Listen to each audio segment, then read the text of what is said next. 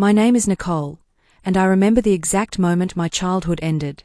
It was a Tuesday morning in July when my mom dragged her oversized leopard print suitcase down our narrow hallway, wheels squeaking against the hardwood like a dying animal.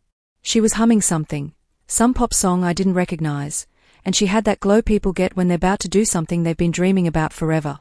"Nicole, honey, come here for a second," she called from the entryway. I shuffled over in my pajamas, still half asleep, thinking maybe she'd forgotten to tell me something important. Like where the spare key was. Or who would drive me to my dental appointment next week. Normal things responsible parents remember before leaving the country. Instead, she pressed a crumpled $20 bill into my palm. The bill was soft, worn at the edges, like it had been sitting in the bottom of her purse for months. It probably had. I stared at it, then at her face, trying to understand what was happening. "This should be enough for food if you run out of anything," she said, adjusting her oversized sunglasses on top of her head. "There's pasta in the pantry. Cereal. You know how to use the microwave." It wasn't a question. "Wait, what?" I blinked hard, still processing. "You're leaving me here? Alone?" "You're 11, Nicole. You're old enough."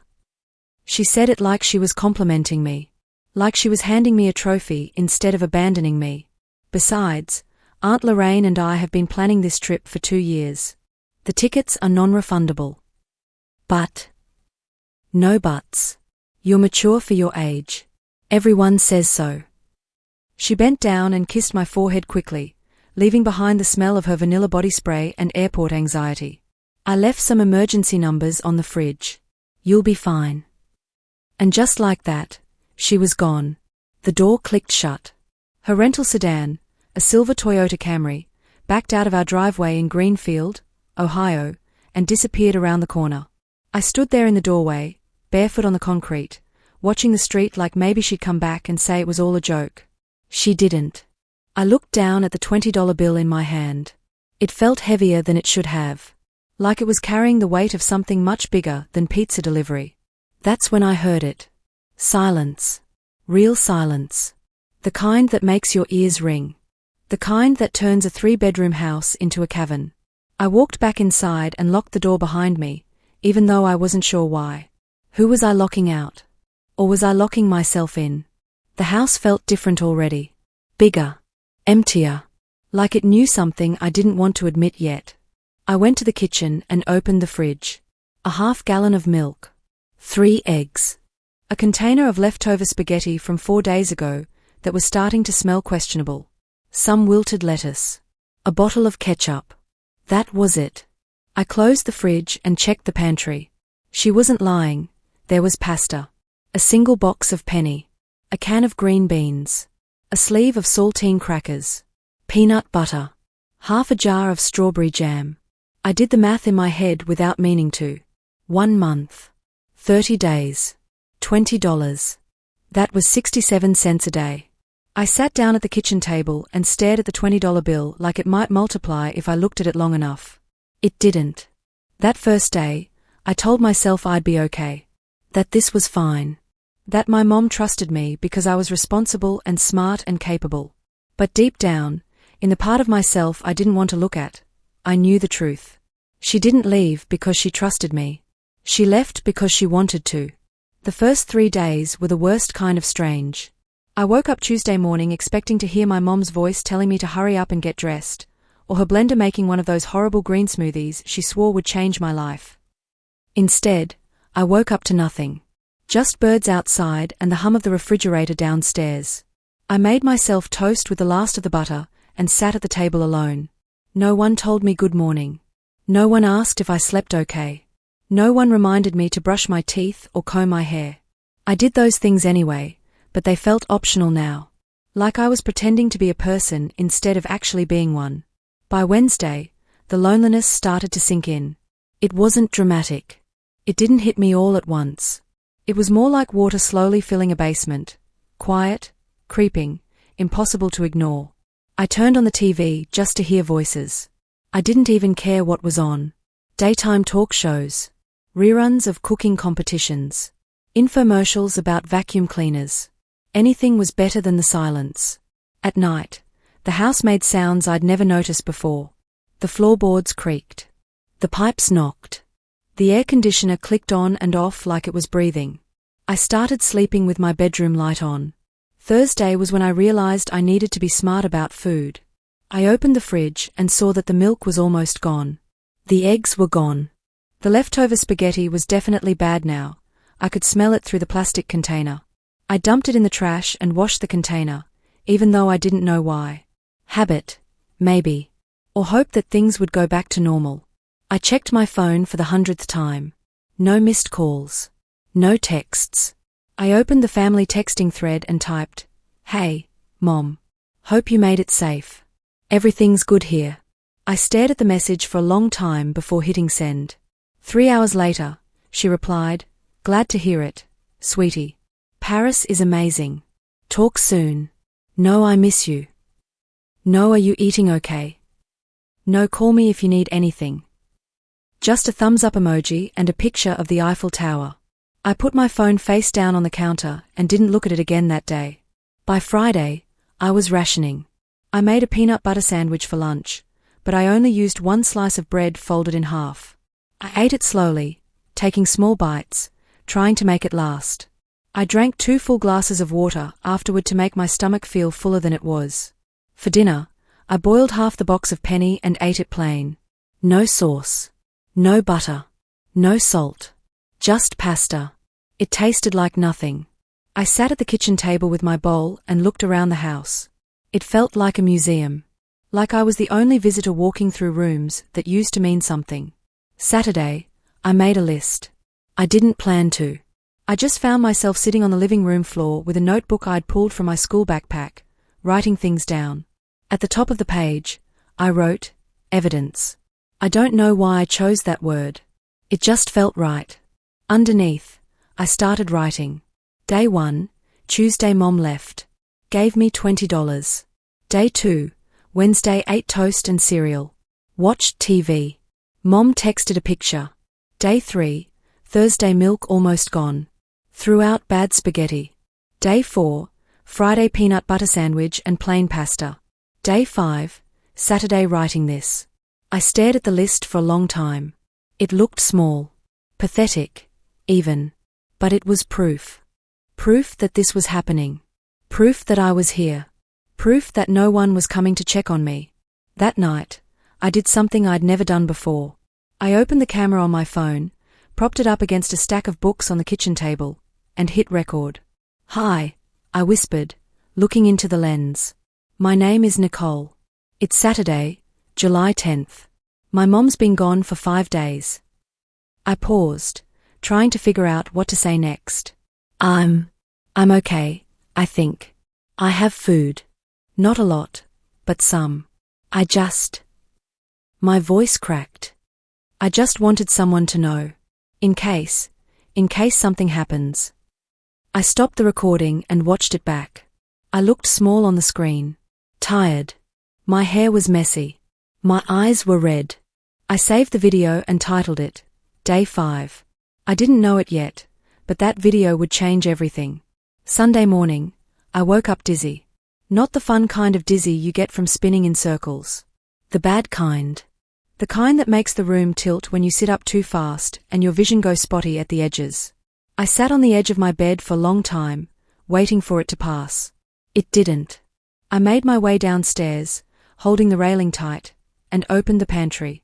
The box of penny was half empty. The peanut butter jar was getting low. The crackers were almost gone. I'd been alone for 6 days, and I was running out of food. I thought about the $20 bill sitting on the counter. Maybe I could walk to the convenience store down the street. Buy a loaf of bread. Some peanut butter. Maybe a gallon of milk. But what if someone asked where my mom was? What if they called the police? What if I got in trouble? I sat down at the kitchen table and put my head in my hands. That's when my phone buzzed. I grabbed it, heart pounding, thinking maybe, it was my mom calling to check in. It wasn't. It was an automatic reminder from the dentist's office. Appointment tomorrow at 10 a.m. I stared at the screen. Tomorrow was Monday. I was supposed to get my teeth cleaned. My mom had scheduled it months ago. I typed back, Need to cancel. Sorry. 3 minutes later, the receptionist replied, No problem. Should we reschedule? Is your mom available? I didn't answer. Monday came, and I didn't leave the house. I made another peanut butter sandwich, this time on crackers because the bread was gone. I drank water from the tap. I sat on the couch and stared at the TV without really watching it. Around noon, my phone rang. Unknown number. I almost didn't answer, but something made me pick up. Hello? Hi, is this Nicole? The voice was female, calm, professional. Yeah. This is Angela from Dr. Brennan's office. You missed your appointment this morning. We tried calling your mom, but her phone went straight to voicemail. Is everything okay? I froze. I'm fine, I said quickly. She's just busy. We'll call back to reschedule. There was a pause on the other end. Okay, Angela said slowly. But Nicole, if you need anything. I'm fine. Thanks. Bye. I hung up before she could say anything else.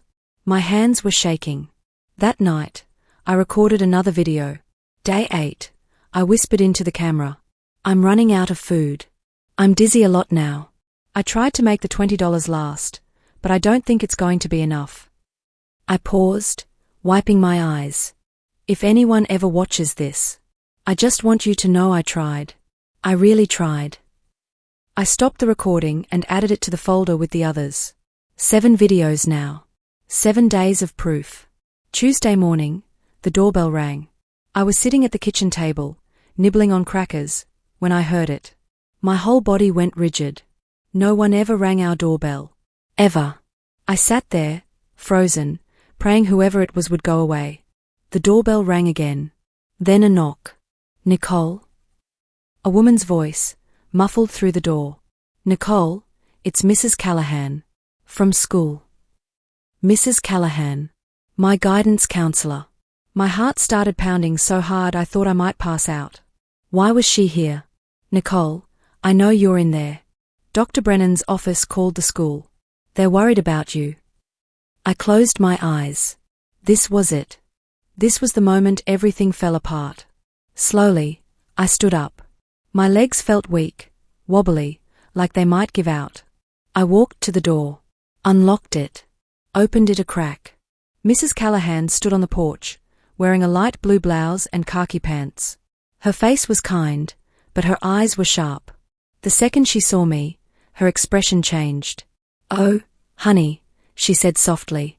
And just like that, I started crying. Mrs. Callahan didn't wait for an invitation. She stepped inside, gently guiding me away from the door, and closed it behind her.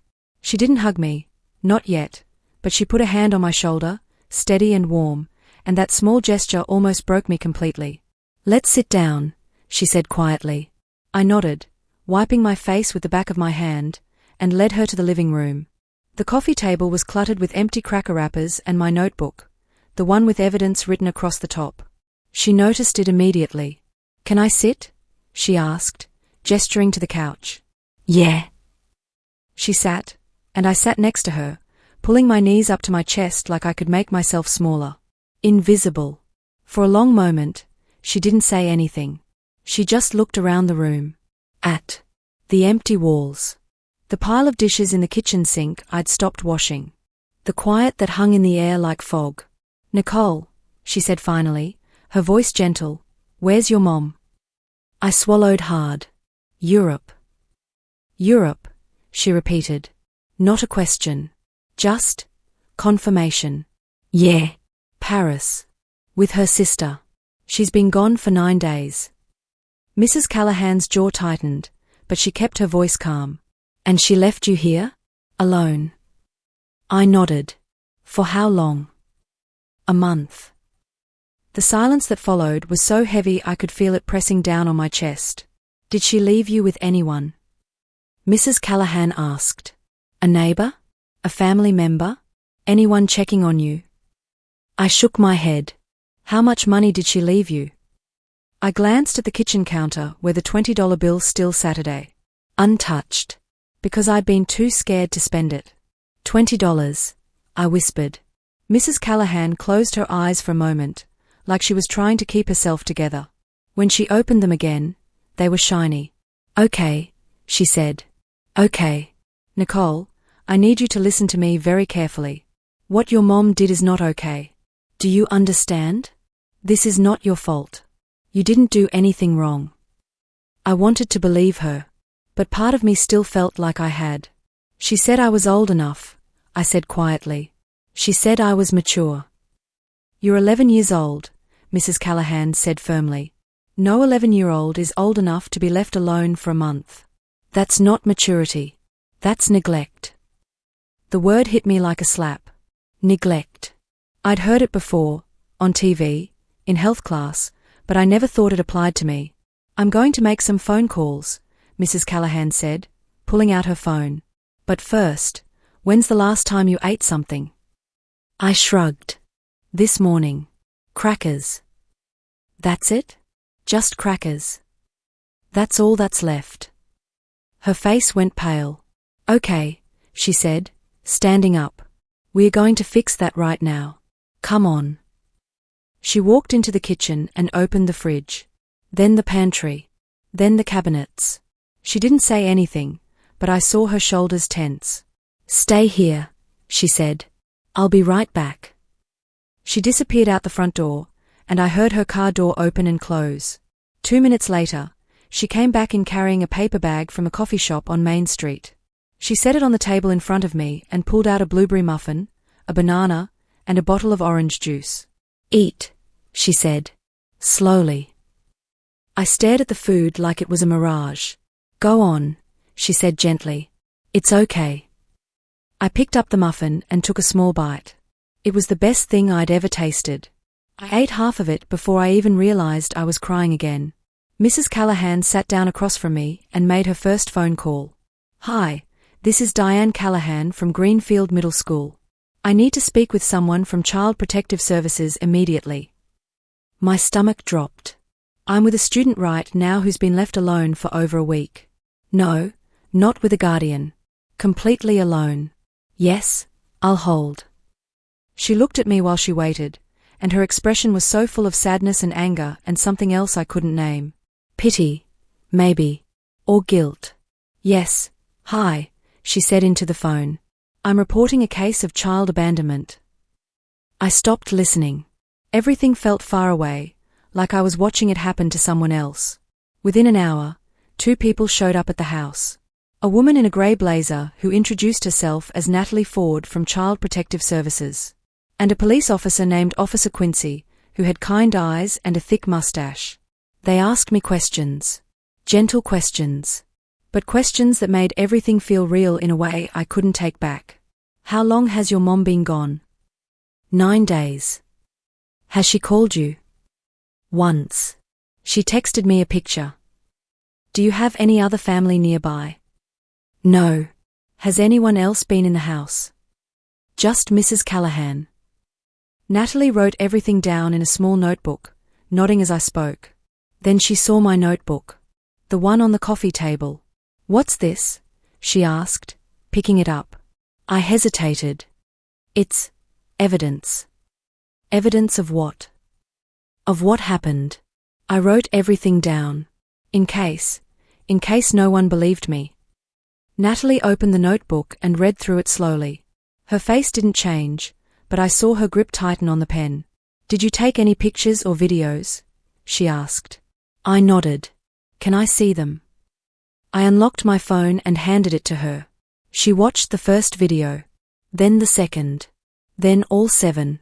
When she finished, she handed the phone back to me and looked at Officer Quincy. "We need to get her somewhere safe tonight," she said quietly. "I can take her," Mrs. Callahan said. "She can stay with my family." Natalie nodded. "That works for now. We'll arrange a temporary placement while we investigate." "What about my mom?" I asked, my voice small. "We'll contact her," Natalie said. "Don't worry. She'll know what's happening." But I was worried. Because part of me still wanted her to come home. And part of me didn't. I spent that night at Mrs. Callahan's house. She lived in a 2-story colonial on the east side of Greenfield with her husband, Mr. Callahan, who taught history at the high school, and their teenage son, Wyatt, who was quiet and spent most of the evening in his room playing video games. Mrs. Callahan set me up in their guest room, a small space with pale yellow walls, a quilted bedspread, and a bookshelf full of old paperbacks. It smelled like lavender and clean laundry. "There are towels in the bathroom," she said, pointing down the hall. "And if you need anything at all, just come get me." "Okay." I nodded. "We are having spaghetti for dinner in about an hour. You hungry?" I was. But I also felt guilty. Like I was taking something I didn't deserve. "A little," I admitted. She smiled. "Good. I'll call you when it's ready." After she left, I sat on the edge of the bed and looked around. The room was nice. Cozy. Safe. But it wasn't mine. I pulled out my phone and checked for messages. Nothing from my mom. I didn't know if that made me relieved or heartbroken. Dinner was strange. Not bad. Just strange. Mr. Callahan was tall and broad-shouldered with graying hair and a booming laugh. He asked me about school, about what books I liked to read, about whether I played any sports. Normal questions. The kind adults ask when they're trying to make you feel comfortable. I answered politely, but I felt like I was performing. Wyatt barely looked up from his plate. He shoveled spaghetti into his mouth with the efficiency of someone who had better things to do, but he wasn't mean about it. Just indifferent. "Can I be excused?" he asked after 10 minutes. "Sure," Mrs. Callahan said. "Put your plate in the sink." He did, then disappeared upstairs. After dinner, Mrs. Callahan walked me back to the guest room. "Get some rest," she said. "Tomorrow's going to be a big day." "What happens tomorrow?" "Natalie, from CPS, is going to come by and talk to you some more. She'll probably ask you to go over everything again. I know it's hard, but it's important." "Okay." I nodded. "And Nicole?" She paused in the doorway. "You're safe now. I need you to know that." I wanted to believe her, but safety felt like a word I didn't understand anymore. That night, I couldn't sleep. I lay in the guest bed, staring at the ceiling, listening to the unfamiliar sounds of someone else's house. Footsteps overhead. A door closing. The distant hum of a TV. I kept thinking about my mom. Was she still in Paris? Did she know what was happening? Would she be mad at me? I picked up my phone and opened our text thread. The last message was from her, 4 days ago. "Paris is amazing. Talk soon." I typed, "Mom, I need you to come home." I stared at the message for a long time. Then I deleted it. Because I realized something. She didn't deserve a warning. The next morning, Natalie came back.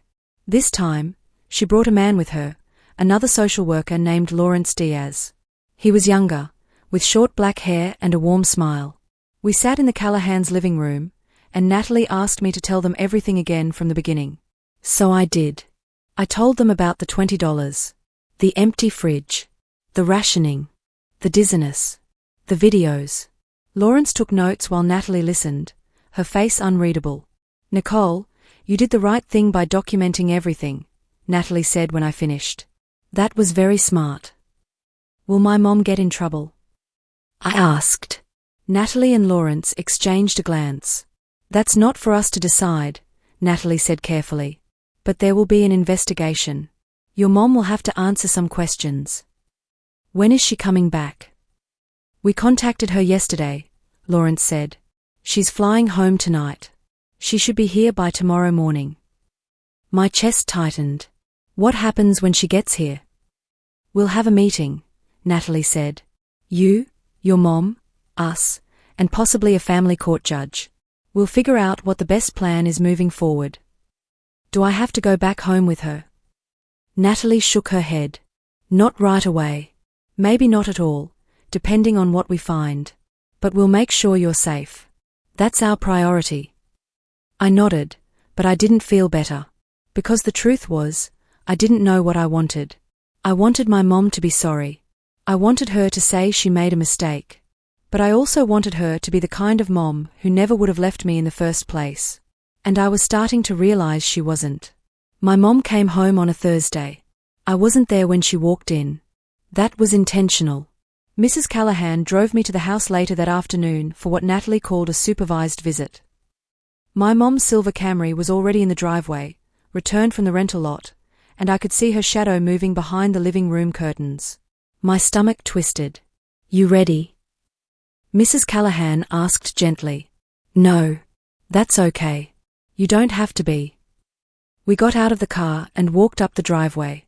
Natalie and Lawrence were already there, standing on the porch. Natalie gave me a small, encouraging nod. "Remember," she said quietly, "you don't have to say anything you don't want to.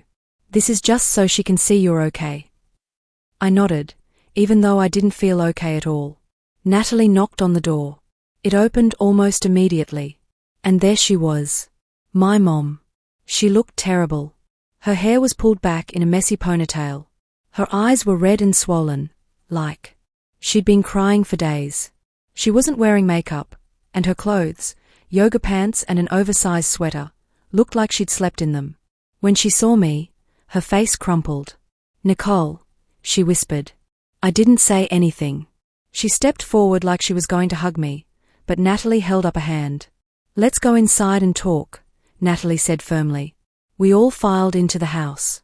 The living room looked different than I remembered. The coffee table was covered in papers, official-looking documents with seals and signatures.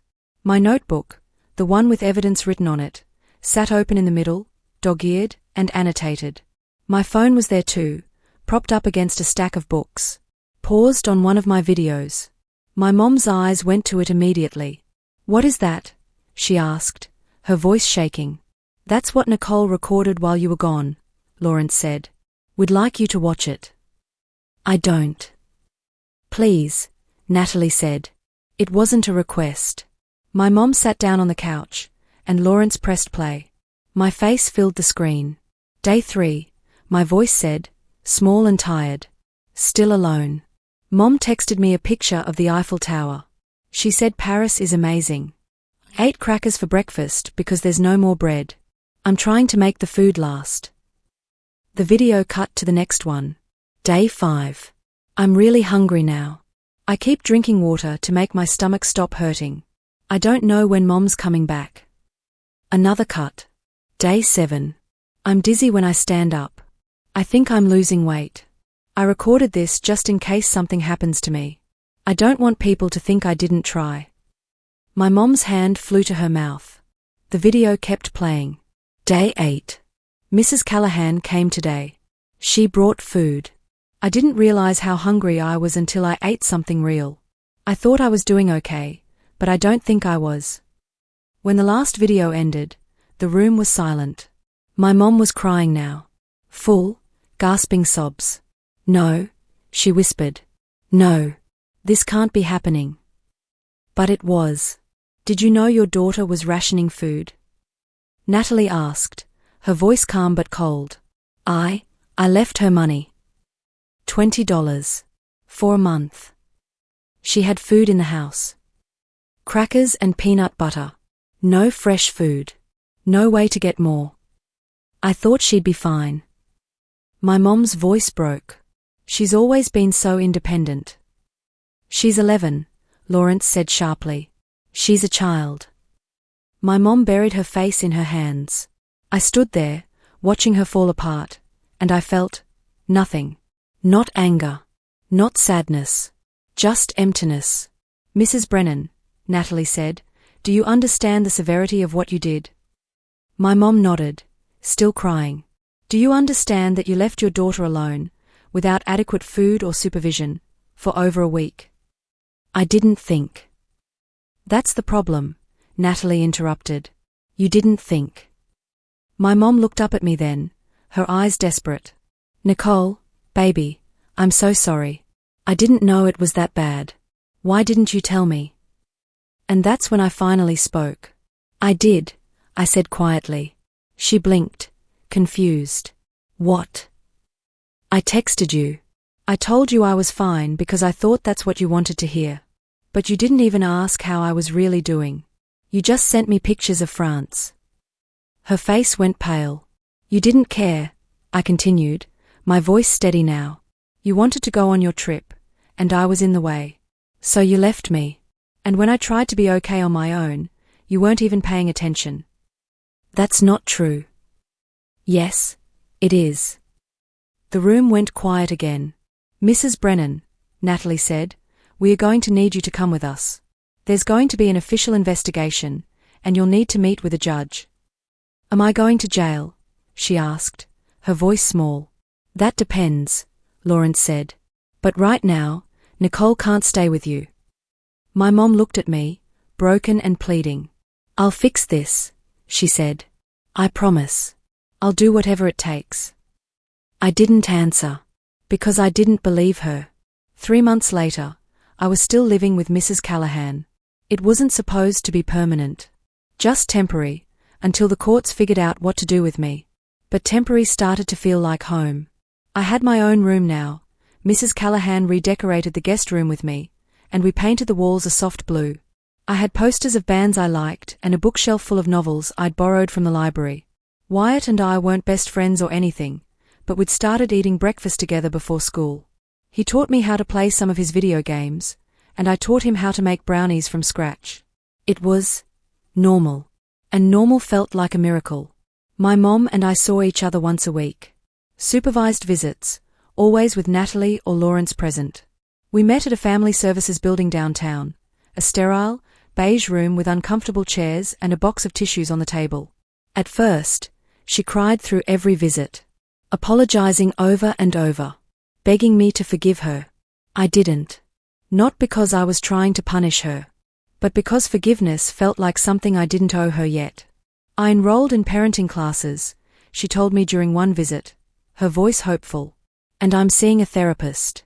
I want to be better, Nicole. I want to prove to you that I can change. Okay, I said. Do you believe me? I looked at her, really looked at her, and saw someone I didn't recognize anymore. I don't know, I said honestly. She flinched, but she nodded. That's fair, she whispered. The investigation took 2 months.